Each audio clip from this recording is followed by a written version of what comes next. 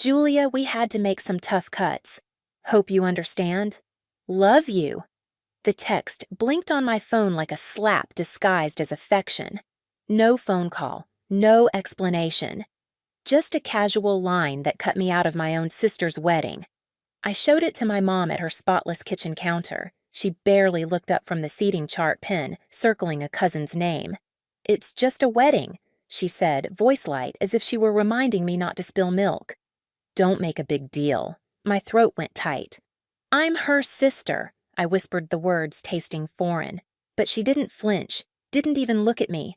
Something inside me shifted clean final like a door clicking shut.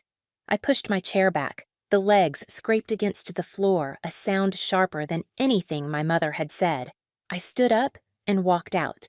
Before I tell you everything that followed, drop a comment with where you're watching from. If you've ever felt like the outsider in your own family, hit that like button. It lets me know I'm not alone out here. And if you want more stories like this, make sure to subscribe because, trust me, it only gets more intense from here. It wasn't always like this. Or maybe it was, and I just didn't have the words to name it. Growing up, Charlotte was the sparkler, bright dazzling, held up for everyone to admire. I was the matchstick she burned down to stay lit. I remember when we were 10 and 12, our backyard 4th of July barbecue. Charlotte wore a white sundress with little blue stars twirling until the skirt lifted like a halo. Mom clapped and called her my little firework. I was in the corner with my knees streaked green from grass stains holding the lighter fluid, the reason the grill even caught flame. Nobody noticed my hands smelled like smoke the rest of the night. By high school, the pattern had become muscle memory. When Charlotte forgot her lines in the school play, I mouthed them from the audience until her lips found the words. When she bombed a chemistry exam, I stayed up all night building her flashcards, then sat across the kitchen table quizzing her while she rolled her eyes. She passed. I got grounded for skipping my own homework. At family dinners, my role was quiet choreography. I'd bake the pies, scrub the counters, set the table with the good silver. Mom would beam at Charlotte as she told stories about her internship, her boyfriend, her plans. Dad would nod sipping his beer, and I'd catch my reflection in the spoon-warped, elongated, almost unrecognizable. I smiled anyway. That was my job, to keep the background neat so the spotlight shone clear. The sacrifices didn't feel like sacrifices at the time. They felt like currency. If I gave enough, maybe I'd be seen. When Charlotte's boyfriend dumped her junior year, she curled up on my dorm bed, tears soaking through my pillow.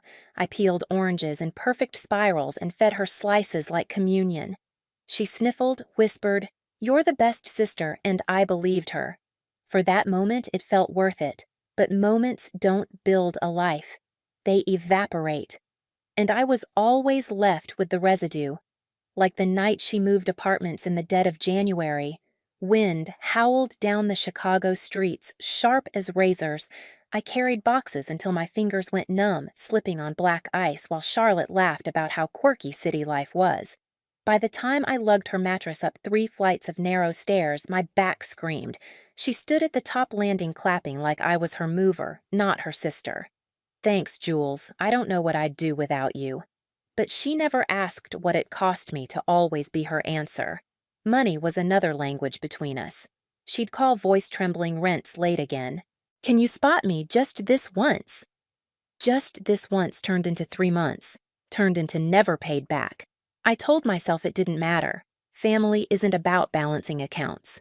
But late at night, as I stared at my checking balance hovering near zero, I felt the weight of every just once piling on top of me like bricks. Mom never saw it that way. "You're the responsible one," she'd say, her voice dipped in sugar but sharp underneath. "Charlotte just needs a little extra help." As if being responsible meant being invisible. As if my reward for competence was silence. I think about Christmas morning 2 years ago. The tree twinkled with white lights, the smell of pine needles mixing with cinnamon rolls. Charlotte unwrapped a necklace from Mom and Dad silver with tiny diamonds that caught every flicker. I opened my box to find oven mitts floral padded practical. "You're always baking," Mom said brightly. "We knew you'd use them." Charlotte laughed at the diamonds glittering at her throat. I laughed too, because that's what we do when the punchline is ourselves. The signs were always there. The cracked photo frame on the mantel holding a family portrait where I stood half-shadowed at the edge. The way Charlotte's milestones turned into banquets while mine barely got candles on a cupcake. The way Mom said, "Don't be dramatic," whenever I tried to speak. Still, I held on. Because love in my dictionary was spelled sacrifice. I thought if I stacked enough good deeds one day someone would count them. One day someone would say, "Julia, you matter as much as she does." But that day never came. So when Charlotte's text arrived, tough cuts, "Hope you understand," I shouldn't have been shocked. It was just the latest receipt in a ledger I never agreed to keep. But knowing that didn't stop the sting. My chest tightened like someone had folded me into a paper crane and left me perched on the edge of the table. Fragile, decorative, disposable. And when I showed Mom, expecting at least one gasp of outrage, one flicker of maternal defense, she didn't even put her pen down. She circled another name on the seating chart. "It's just a wedding," she said, like it was just a Tuesday, just a cloud, just another moment where I didn't count. That was when I realized this wasn't about the wedding. It was about every small disappearance before it. Every time I taped a broken lamp cord to keep the light going, every time I swallowed the lump in my throat, so the evening stayed smooth, every time I paid the bill so someone else could order dessert. The wedding was simply the curtain drop the moment the audience goes home and you realize you've been alone on stage all along. I left her kitchen with my hands shaking, not from anger, but from clarity. For the first time in years, the silence didn't feel like punishment. It felt like space. Space I could finally fill with my own voice. When I left my mother's house that night, the cold air hit me like a dare. Chicago winters don't forgive. The wind sliced across my cheeks, tugging tears from my eyes whether I wanted them or not. But I wasn't crying. Not really. The sting in my chest had settled into something sharper, something clean, like glass after you wipe the dust off. I rode the train home, forehead pressed against the rattling window, the city lights blurred into streaks of gold and red, a carousel spinning too fast. Around me, commuters scrolled their phones, their faces pale squares in the reflection. For the first time in my life, I felt like I wasn't riding toward anyone. I was riding away. At my apartment, I kicked off my boots, letting them tumble sideways near the door. The quiet was thick. Normally, I would have filled it by calling Charlotte back, smoothing things over, telling myself it wasn't personal. That's what the responsible one does, absorbs, forgives, resets. But I didn't touch my phone. I let it sit on the table, buzzing once twice, with notifications I didn't care to check. Instead, I opened my laptop. The screen lit up the room blue light, making my hands look ghostly. My fingers hovered over the keys, not sure what they were searching for until I typed Caribbean resorts. The images filled the page like a promise white sand that looked poured from heaven turquoise water so clear you could drown just staring balconies draped in sunlight. It felt absurd at first. Me, the girl who balanced everyone else's emergencies, even measuring groceries by how much rent money Charlotte owed me looking at first-class vacations. I almost closed the tab. Almost. But then I heard my mother's voice in my head. "It's just a wedding. Don't be dramatic." The phrase replayed, and suddenly the search results weren't a fantasy. They were an answer. If they could cut me out of something I'd earned by birthright, then I could cut myself into something better. If they didn't want me at their table, I could build my own overlooking the ocean. Scrolling felt like oxygen. Each click carried me further from their world, closer to mine. The resorts blurred together until one stopped me, cold glass walls opening to the sea linen sheets that looked softer than forgiveness. A private butler. The price tag was enough to make my stomach knot. But then I thought about all the money I'd poured into Charlotte's crises, rent payments, car repairs, last-minute loans. This time, the expense wouldn't vanish into someone else's silence. It would build me. My hand didn't shake when I hit book now. The confirmation screen bloomed like a secret sunrise. Departure 2 days. Destination freedom. I didn't stop there. I clicked over to flights, scrolled past economy without hesitation, and chose first class. Extra legroom reclining seat champagne before takeoff. If Charlotte could have her princess day, I could have mine at 30,000 feet. The next morning, my suitcase sat open on the bed like an invitation. I filled it slowly, savoring each choice. Breezy dresses that whispered against my legs, wide-brimmed hats that could double as armor swimsuits in colors I usually reserved for scrolling past in catalogs. I threw in a pair of heels I didn't need just because they looked good sitting on top of folded linen.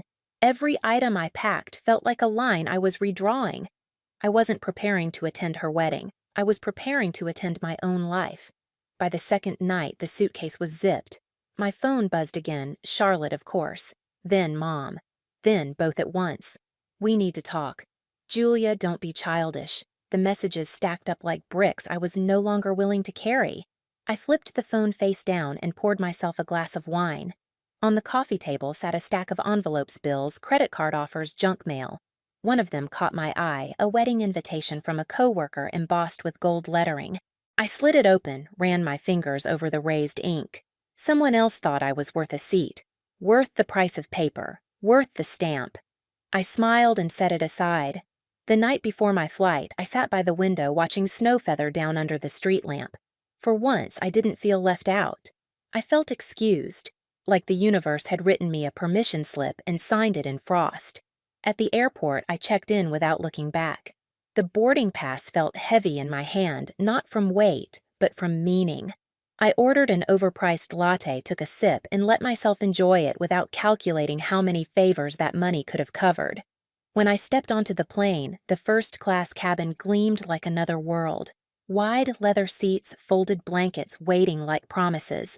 I slid into mine, stretched my legs, and exhaled a breath I didn't realize I'd been holding for years. As the plane roared down the runway, I pulled out my phone, snapped a photo of the champagne glass in my hand. Skyline shrinking below. Caption cut from the list, but still living large. The likes trickled in before the wheels left the ground. I set the phone aside, leaned back, and let the engines lift me into air. For the first time, I wasn't chasing anyone. I was chasing myself. The Caribbean air hit me the moment I stepped off the plane, warm, salted, carrying hibiscus and something sweet I couldn't name. It clung to my skin, melted the last shards of Chicago's winter from my bones.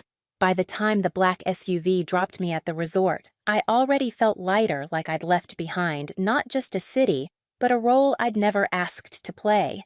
The lobby smelled of polished wood and ocean breeze. Palm trees rose like columns, their fronds shifting in a rhythm that didn't demand anything from me. A concierge pressed a chilled towel into my hand, then guided me through glass doors to my suite. When I stepped inside, I froze. Floor-to-ceiling windows stretched open to turquoise water. White linen sheets whispered on a king-sized bed. A balcony leaned toward the horizon as if daring me to breathe deeper. I set my suitcase down and walked straight to the balcony. The ocean sprawled infinite and careless. For once, I wanted to be careless too. That night, I didn't unpack in neat piles. I flung dresses across chairs, kicked sandals under the bed. I ordered room service at midnight just because I could. Fluffy pancakes, tropical fruit coffee so smooth it felt illegal. I ate on the balcony toes, brushing the wood, watching waves break like applause. The morning of Charlotte's wedding, I woke not to frantic group texts or family voices pounding at the door, but to sunlight pouring through glass, staining the sheets gold. I stretched, laughed out loud, and ordered another indulgent breakfast before I even stood up. I knew exactly what I was doing. Every photo I took wasn't just a souvenir, it was a message. Not to them directly, but to the world we shared. Instagram became my stage. First, post me in oversized sunglasses martini glass, tilted infinity pool, stretching into the sea. Caption: turns out I'm allergic to wedding drama. Within minutes, the likes stacked up. Comments rolled in queen behavior. Wish I was there. You're glowing. I scrolled lazily, sun on my skin, and felt the irony. Strangers and acquaintances saw me clearer than my own family ever had. The phone buzzed again this time, not with likes, but with Mom's number. I flipped it face down, sliding it under a paperback novel I'd brought. My silence wasn't absence. It was control. By noon, I wandered down to the beach. The sand was warm sugar under my feet. Waves licked at my ankles, tugging playfully as if to say stay. A steel drum band played somewhere in the distance, soft and unhurried. I let the rhythm seep into me. Another buzz, this time a text. Are you really missing your sister's wedding for this? You're being petty. From Mom, of course. I raised my phone, framed the View White Sand turquoise water cocktail in hand, and snapped a photo, sent it back with no caption. Then I toggled Do Not Disturb. Silence bloomed thick and satisfying. Later that afternoon, I treated myself to the spa. Hot stones pressed along my spine, their heat seeping into places I hadn't realized were frozen. The masseuse didn't ask me about family, didn't ask me to fix anything. She just moved in quiet, efficient strokes, leaving me lighter with every pass. By the time I emerged, skin-glowing hair damp from eucalyptus steam, my phone was a hive of unread notifications. Charlotte, Mom, even cousins who never spoke to me otherwise. I scrolled through the previews. Where are you? This is selfish. You'll regret this. Each one felt less like a rope pulling me back, and more like proof I'd finally stepped free. That night, as the sun dipped into the horizon, I poured myself a glass of wine and stood barefoot on the balcony. The sea reflected fire purple bleeding into orange into gold. My phone lit up again. I let it ring until it stopped. Then, with one deliberate motion, I blocked Charlotte. Then Mom. Then the rest of the family numbers I could recognize. It wasn't cruel. It was necessary. For years, my phone had been their emergency hotline. Lost keys, late rent, heartbreaks, arguments. My number was the one they dialed when they needed a fixer. Tonight, I cut the line. I sat on the balcony glass, raised like a toast. To overreacting, I whispered. The word no longer stung. It sparkled. If they wanted to call my boundaries dramatic, then dramatic would taste like champagne against an ocean breeze. The next day, I wandered into town, bought myself a pair of earrings from a local artisan, tiny silver shells, handmade imperfect. They glinted in the sun like something reclaimed. At lunch, I paid the bill without flinching. Not because I had to, but because I chose to. Choice tastes different than obligation. Sweeter. That evening, I opened my laptop again. My return flight blinked on the screen. I hovered over confirm, but instead clicked cancel. Then I booked another week. The confirmation email chimed like freedom in my inbox. I didn't send a group text. I didn't announce it. My silence was announcement enough. By staying gone, I was saying what I'd never dared in words I won't be your glue anymore. If the cracks show, that's not my fault. Back on the balcony, I sipped something blue with a tiny umbrella and let the waves carry away whatever guilt lingered. Each crash against the shore sounded like punctuation. Done. Done. Done. For once, my life wasn't about who needed me. It was about who I wanted to be. And God, it felt good. The first text came just as the sun melted into the Caribbean Sea. My glass of wine glowed rose gold in the light, and the waves sighed against the shore like a lullaby. I had the balcony doors flung open the air, thick with hibiscus, when my phone buzzed. Mom, call me. It's an emergency. I rolled my eyes and set the phone face down. Everything was an emergency to her: burnt toast, a late florist, the wrong shade of ribbon. I wasn't about to trade ocean air for panic disguised as duty. 30 seconds later, another buzz. Cousin Evan, you're not going to believe this. Call me now. Then, Charlotte herself. Where are you? I need you. Need me. The audacity almost made me laugh out loud. 2 weeks ago, I was disposable. Now, I was indispensable. I let the screen go black. I was halfway through my second glass when Evan's message lit up again. The groom left. I froze. The words blinked on the screen like a plot twist in a bad soap opera. I typed back, "What do you mean?" Left. His reply came instantly. Big fight during the reception. He stormed out. Gone. No one knows where.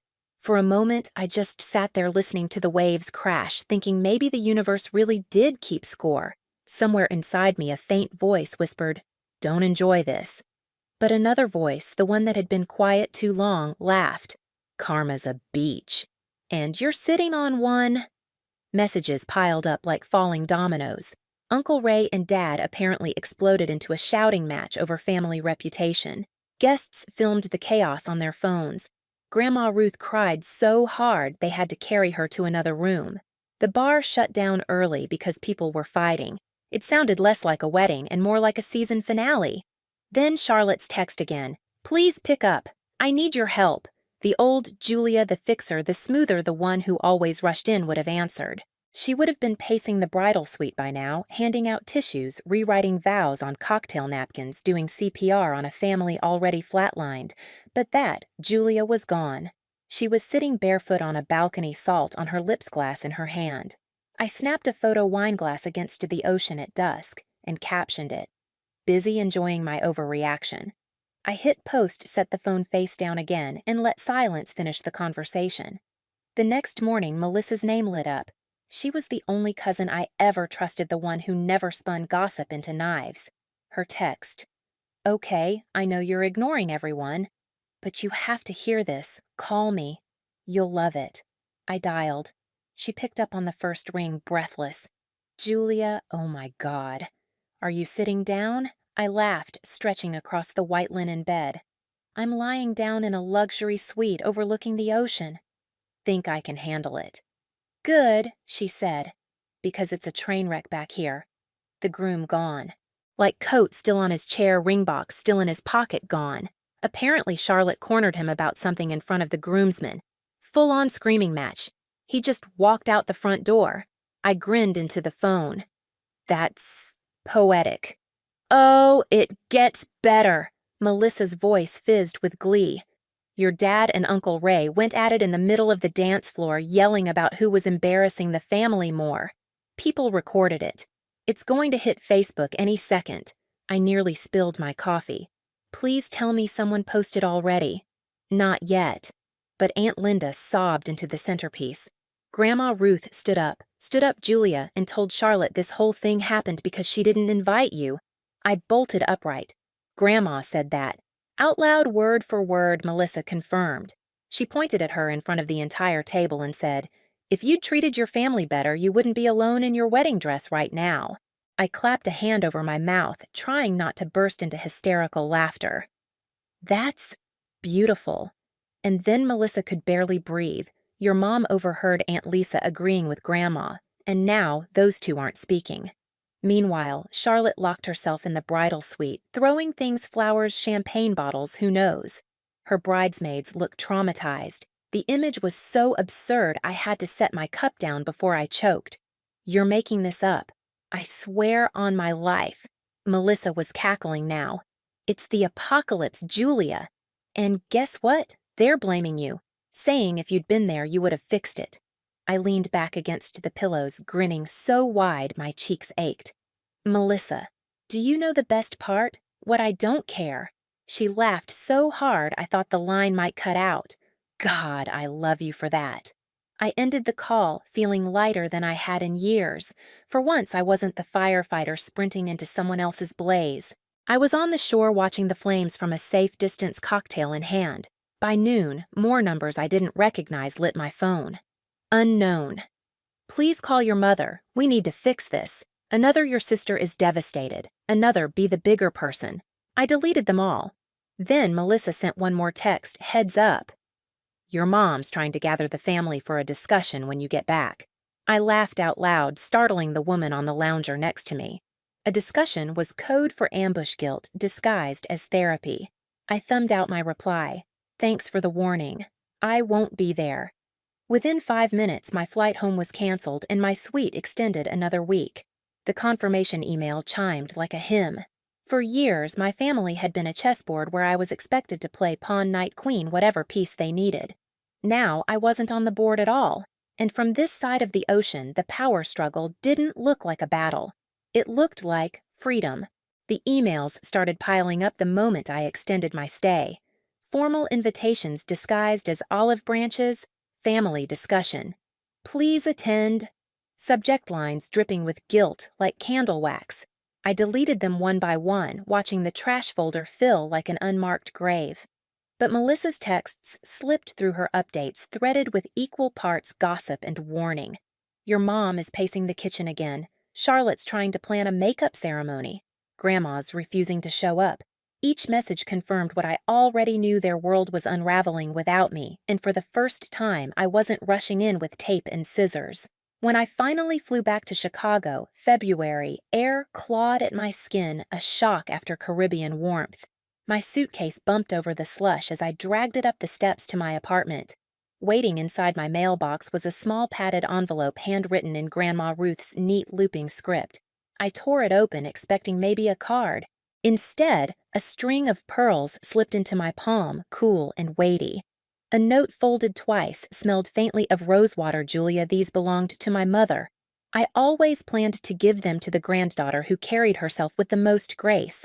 That's you, not because you stayed quiet, but because you finally stopped. Love, Grandma. The words blurred as my throat closed. For years I'd mistaken silence for grace, but here was proof that leaving too could be dignified. 2 nights later, I found myself at my parents' house more out of curiosity than duty. Mom had insisted on a discussion. The living room looked staged for peace talks, coffee table, cleared chairs, pulled into a tight circle teapot steaming between us. Charlotte sat stiff in an armchair, her mascara smudged into bruised shadows. Julia, Mom began, her voice low and coaxing. "We just want to understand why you cut myself out." I interrupted, setting my bag beside me. "I didn't." "You did." Her smile faltered. "It was complicated." "It wasn't," I said simply. The pearls around my neck glinted under the lamp. "It was a choice." "Yours." Charlotte flinched as if slapped. "You abandoned me on the most important day of my life." I almost laughed. "You abandoned me long before that."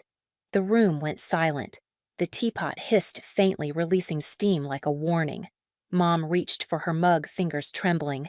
"We just want to move past this." "No," I said, calm as stone. "You want me to go back to fixing things so you don't have to look at what's broken, but I'm done playing that part." Charlotte's eyes filled with tears, but I didn't move to catch them. I let them fall where they belonged. For a long time, no one spoke. Then, unexpectedly, Dad cleared his throat. He hadn't said a word the whole evening, just sat there with his calloused hands, folded eyes, flicking between us like he was refereeing a game he never signed up for. Finally, he said almost to himself, "You were right to walk away." The words dropped into the room like a stone into still water. Mom blinked, startled. Charlotte's mouth fell open. But God, I felt the echo reverberate all the way through me.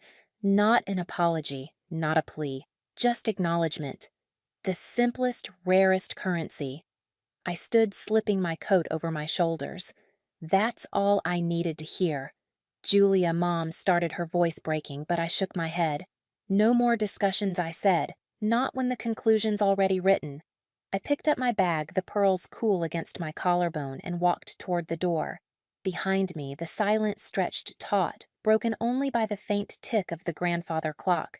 Each second was another step away from their chaos, another echo of my father's words anchoring themselves inside me. When I stepped out into the night air, it was snowing lightly. Flakes clung to my coat, melted against my cheeks. For once, the cold didn't feel punishing. It felt clean. I didn't look back at the house. I didn't need to. The confrontation had ended not in shouts or slammed doors, but in something quieter and far more final recognition. And recognition, I realized, was worth more than any seat at any table. The snow kept falling as I drove home that night, city lights bleeding into the windshield like watercolor. My father's words replayed in my head with every red light, every turn. "You were right to walk away." Not a full apology. Not a miracle cure, but enough. Enough to remind me that I wasn't invisible, not to everyone. Back in my apartment, the quiet hummed like a friend. I slipped off my coat, unfastened the pearls from my neck, and held them in my palm. They felt heavier than they looked, like they carried decades of voices, women who had chosen silence, women who hadn't, and now me standing in the middle, finally choosing my own path. For years, my mornings had started with someone else's crisis. Charlotte's voicemail about rent, Mom's text about family drama, even coworkers asking me to cover their shifts. Always another emergency, always another fire. But the next morning, when the winter sun pried its way through the blinds, I woke without dread. No buzzing phone, no guilt, Just the quiet hum of a coffee pot and the smell of toast. I sat at my tiny kitchen table pearls coiled like a comma beside my mug and thought about what it meant to build a life not around other people's needs, but my own desires. It felt foreign, like speaking a new language, but also thrilling, like finding out you've been bilingual all along. Melissa texted around noon, family meetings canceled.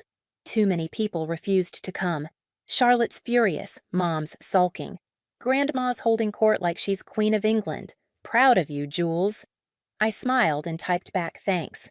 Tell Grandma her pearls fit perfectly. That night, instead of scrolling through frantic messages, I booked another trip, nothing as extravagant as the Caribbean, but enough. A long weekend in New Orleans, jazz powdered sugar warm nights.